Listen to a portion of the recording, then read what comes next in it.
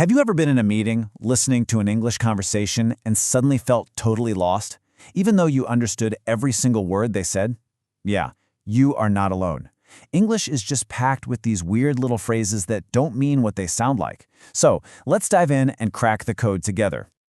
I mean, has anyone ever looked you in the eye and said with a completely straight face that it's raining cats and dogs? It's such a classic, and it perfectly sets up the puzzle we're going to solve. But seriously, what on earth does that even mean? Exactly. The literal meaning is just, well, it's absurd. And that's the frustration so many of us feel. You know the vocabulary, you know the grammar, but the actual meaning is hiding somewhere else entirely. But hey, don't you worry, we've got a roadmap.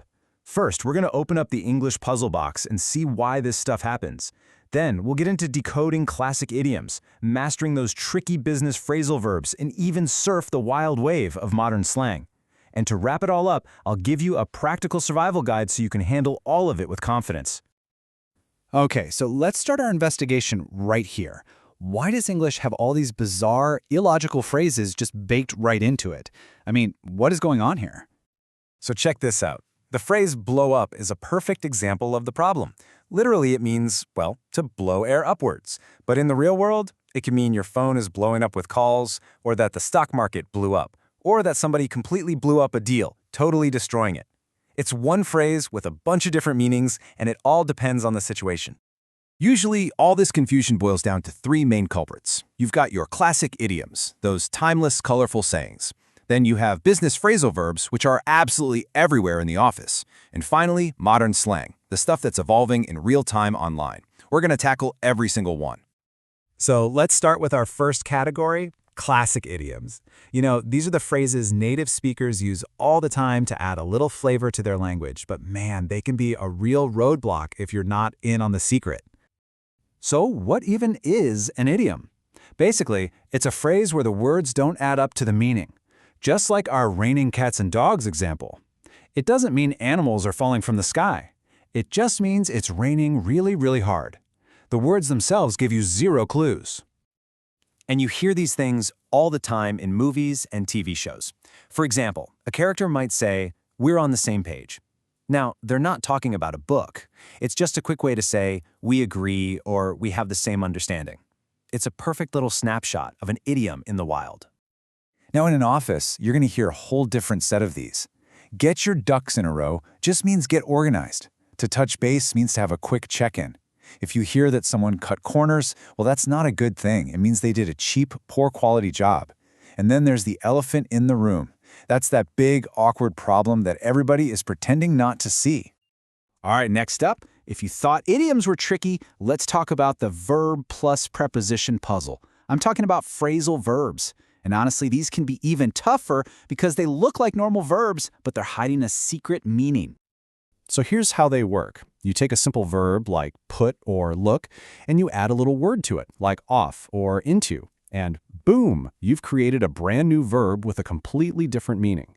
It's actually a pretty clever feature of the language. Instead of inventing a new word for investigate, English just says, nah, let's just say look into. And this right here shows you the problem perfectly. Look at put off. In one sentence, it means to delay. Let's put off the meeting. Simple enough, right? But then in another sentence, it means to discourage or disgust. That bad attitude really puts me off. They are the exact same words. The only thing that tells you the real meaning is the context. So which ones do you really need to know? Well, here are a few you'll hear all the time in North American business. You know, they're super common because they often sound a bit softer and more collaborative. Asking someone to look into this feels a little nicer than demanding they investigate this. Follow up, figure out, reach out. These are the absolute essentials. And now for our final and fastest moving category, modern slang. I mean, if you feel like the definition of what's cool is always changing, you're right. This is the language born on the internet, and it moves at lightning speed. So what is slang, really? It's just informal language that gets its definition from culture, not from a dictionary. And today, that culture is almost entirely driven by social media. What's trending on TikTok today is literally what people are saying on the street tomorrow. Just think about how this has evolved.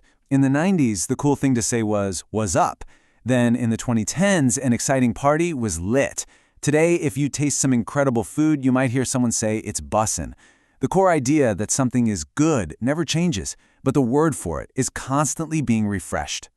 So here's your 2025 slang cheat sheet. If something is amazing, it's bussing.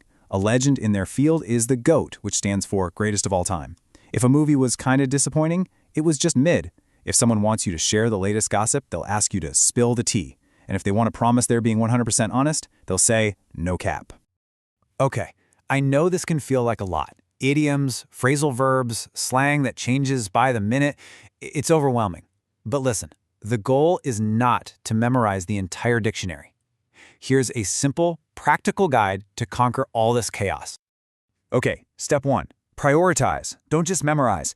Figure out the 15 or 20 phrases that you hear the most in your specific world, and just focus on those. Step 2. Practice them in context. Use them in a full sentence that makes sense to you. And step 3, this one's huge. Just ask for feedback.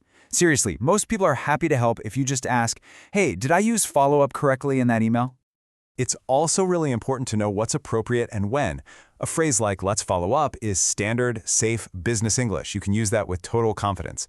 But something like he blew off the meeting is much more casual and could even sound rude depending on who you're talking to. So when in doubt, just stick to clear, direct language. So really, the most important takeaway here is this. Fluency doesn't come from memorizing endless lists. It comes from active listening. Pay attention to who is saying what and in what situation. The context is your absolute best guide to figuring out the real meaning. And always remember, if you're ever not sure, don't feel pressured to use a phrase you're not comfortable with. You can never ever go wrong with just being clear and direct. In fact, clear language is always the most powerful way to communicate. And that leaves us with one final thought. Language is alive, it's constantly evolving, and right now, the internet is its playground.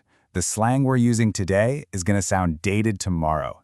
So it makes you wonder, what's next? What do you think the next bussin' or the next GOAT is going to be?